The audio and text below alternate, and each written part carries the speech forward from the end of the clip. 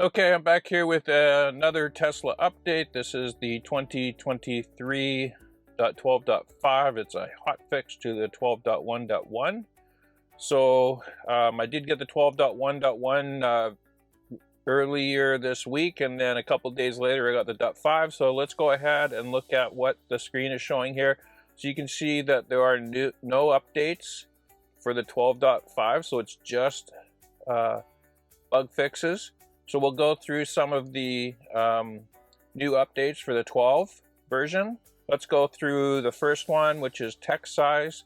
So you can see here it says choose standard or large text size from the touchscreen. Go to controls, display, text size. So controls, display, text size.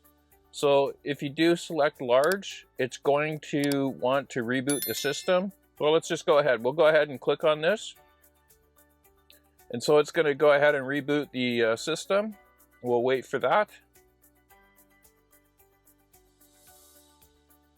Okay, so it does take a bit of time to reboot, but here's the text size. So let's go up to just controls. That's where I've noticed it. Along here, you'll see these are much larger. Up here, when the speedometer, these are larger as well. They're not a significant increase in size, but they're enough that you can notice it. For those that are having issues with seeing the text, it's probably a good thing, but I'm going to set mine back to, so you can see here they're much larger.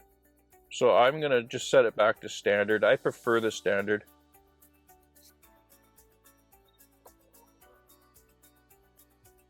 Okay, so we're back to the standard. You can see these are smaller. They just look better to me. So I'm going to leave mine as standard. Let's go back to the second one, which is control search. So use the search function for a quicker access to controls and settings.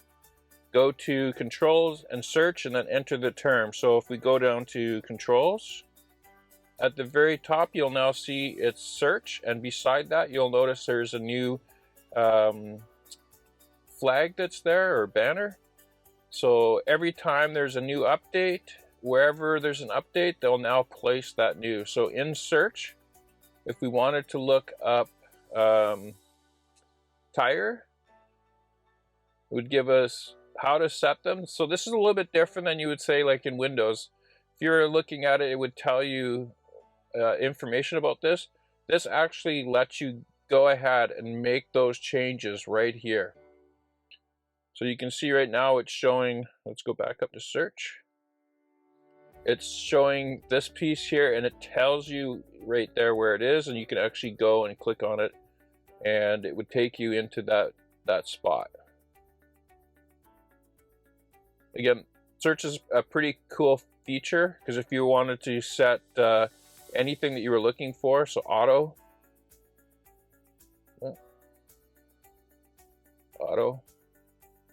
so there's auto steering, auto wiper control, full self-driving, automatic navigation, auto high beam. You'll notice again on the side here, it tells you in which section it belongs. So you can go there to those spots if you want, or you can just make the change right there. That's a pretty cool function. So let's go back to points of interest. So the third one is you get to see photos and reviews. This is very similar to what you'd see on a Google search. So what happens is if you're in a map, so we'll go down into the map, and we're looking at, well, let's go Supercharger. We've got one just right by in this area, so we'll go ahead and click on it. If you click on the A area here, these are like buttons. Then it pulls up this piece that tells you the reviews. You can click on this button here to navigate. You can call it, if it was like a business, you could go to their website if it's associated with this business, and then you can start on your map.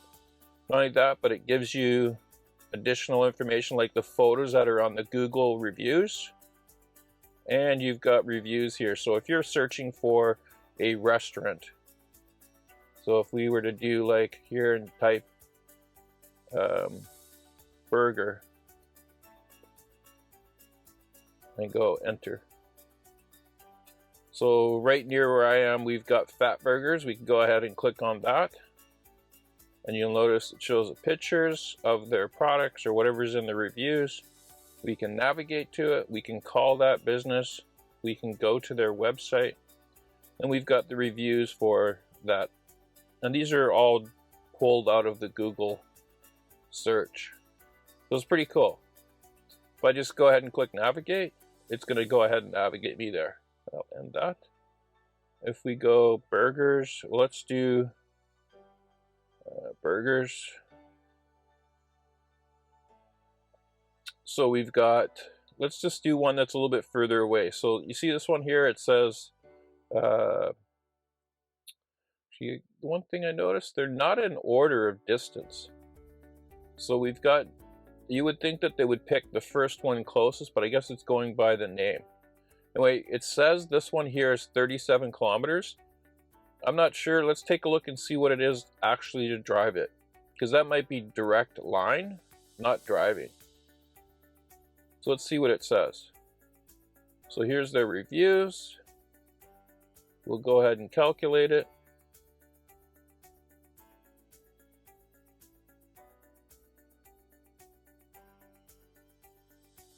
And it's saying 49 kilometers.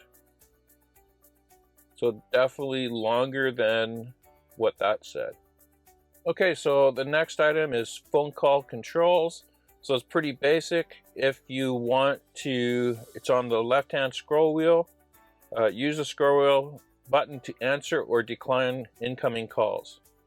While you're on a call, you can use it as a mute, unmute yourself, or hang up. So depending on if you're in a call or getting a call. So if you are on a call, you can mute yourself or hang up, or you can decline the phone call or answer the phone call. It really depends on if a call is coming in or if you're already on the call. But that's good. Everything's on the left-hand wheel, so it's pretty quick and easy to get to.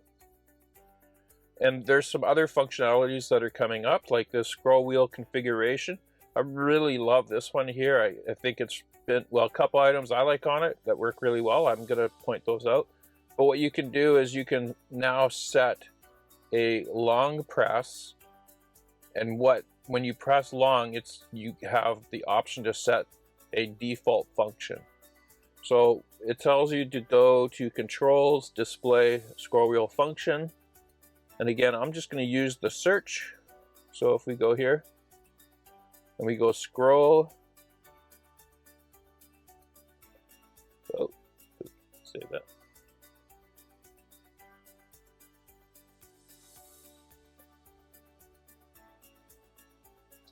So you'll see here, if we do scroll, we can get what function you can do on a long press on the left wheel.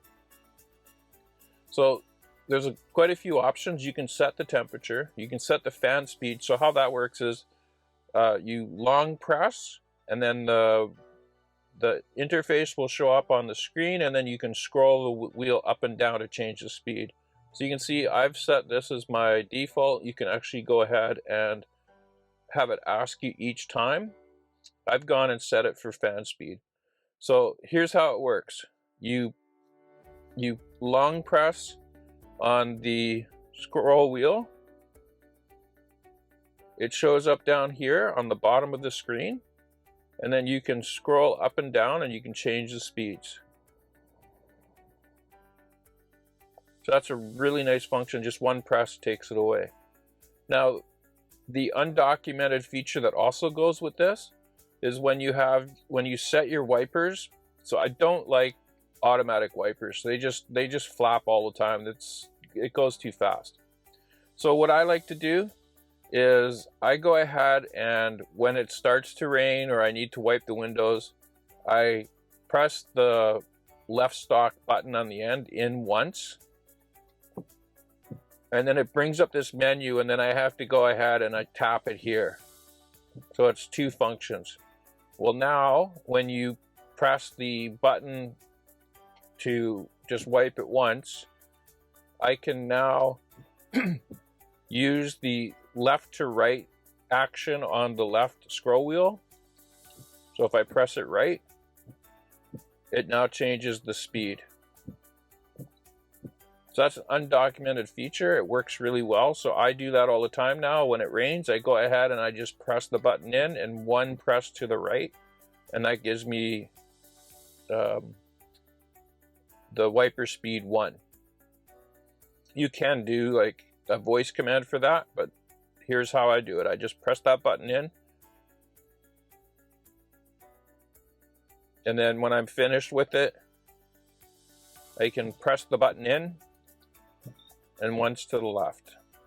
So that's how I'm using that feature, that undocumented feature. Gear chimes. So this one just came in on this one here. I really don't like this feature. I'm going to show you, go into drive and then into reverse. Or if I go into park, again, reverse, drive, and park. It's really loud. Now someone might like that. I'm finding it quite annoying. So if we go back, it's under safety and chimes, gear chime, and again there's the new badge. So I'm just going to turn that off because I don't like that. I like it when it's quiet. Okay, so that's all the known additions to this software version. Let me go ahead. I use Not a Tesla app website. They have comprehensive information regarding all these updates. So I always check there when a new update is downloaded in my car to see what's actually available. So I'm just going to take a quick look here. So I got phone call controls, we've gone over that. Scroll wheel customization, we've gone over that. Controls, yeah, we did the search. The gear chimes, we've covered that. Points of interest, again, points of interest are pretty cool if you're going out for dinner and you want to do search. Normally what I would do before is I would do a Google Maps search on my phone. I would review what I'm looking for, and then I would go ahead and send that location to my car. Now I can do it right on the car, which is just a bigger screen, much easier to use.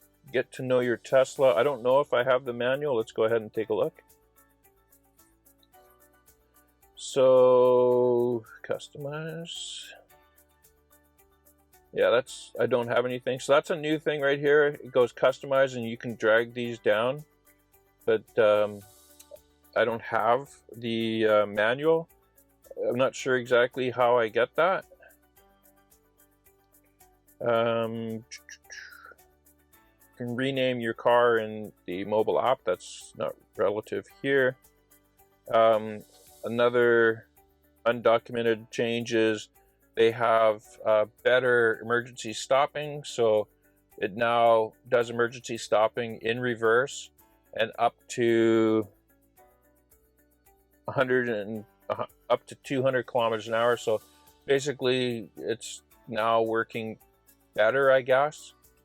The other advantage is now if you have a car crossing in front of you like that, it will also detect it and do an emergency stop. So they're just improving the safety of the car, and keep doing that. That's really good. Park visualization. So we're in park now. What you can do is you can now drag the car around. Now you could do that before, but you can also open the trunk and open the frunk, and then you can turn it around. Now you're not going to see what's in there, but you can definitely do this. It's a UI thing, but yeah, no big deal.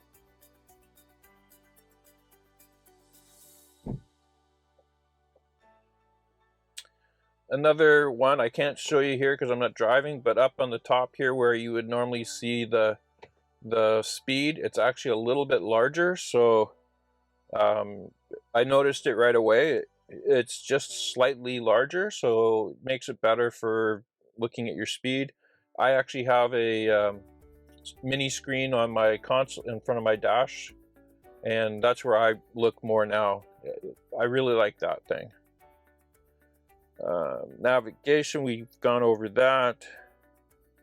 Favoriting song, so if I go into Spotify, I'll just pick this here. So it's supposed to be a plus. Oh, there we go. So I can go ahead and make it a plus, and that's saving it there. Another thing I noticed was on the bottom, and now I don't know if it was on there before, I just happened to come across it. Another thing I noticed about this bottom piece here is down right on the bottom, there looks like there's a like a timeline thing going. So if you go down and move on the bottom line, you can set where you are on that song. Now I don't know if that was there or not. I just happened to find it the other day after doing this update, so I'm not sure if it was there or not. Anyway, that's there. You can also do like the cards. So this car right here has changed. Looks like I just added some air into the tires. I got to lower it down just a bit because they were at like 37, 38. So yeah, I just got to. It's a little bit warmer out today, so I guess the pressure's gone up a bit.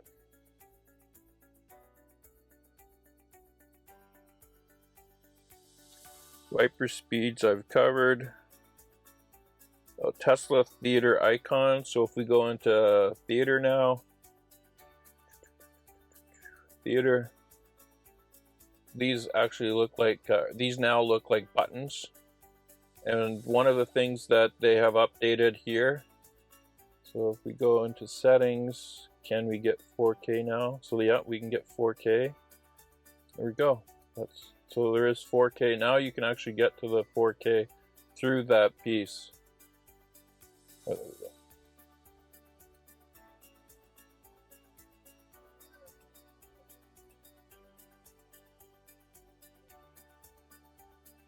So that looks pretty good. Okay, so we'll just get out of this. New icons, and the YouTube now does support above the 480p. The new badge, so we've covered that. The charging screen, so if we go back here and we go into charging, it doesn't display the car anymore. So it has this longer bar and you can move it around, and it actually allows you to, you know, when you're trying to set it to 90 something, it's easier to do. Before it was pretty difficult to go from like 90 to 93. I can easily pick those numbers. So let's put this back down to where I like to have it, which is no more than 60. So that's just a new feature there, how it displays it. It still does the same stuff up here, but there's no animated car on it anymore. I think they need to clean this up a little bit. It kind of looks dated, I would think. But it's better than the car piece, especially the functionality of it. These are all the new features and undocumented features for 2023.12.5. It's been a couple of months since my last Tesla update, so I'm hoping we get another one soon. But this has been a pretty good one here. I'm really happy with it. I really like the search function. Be sure to check out my last video where I reviewed the front license plate holder. I'm doing a giveaway there, so if you go ahead and go check that video out, all you need to do is like the video, put a comment down in the bottom somewhere. I don't really care what you put, just say something, and then subscribe to my channel. And then on May 21st at noon Pacific time, that's the cutoff. I'm going to do a draw, and the winner will win one of those license plate holders, either for the Tesla Model 3 or the Model Y. The winner will just have to let me know which one they want, and I'll arrange to have that shipped out to you. Good luck in anybody that signs up for that, and thanks again for watching this video.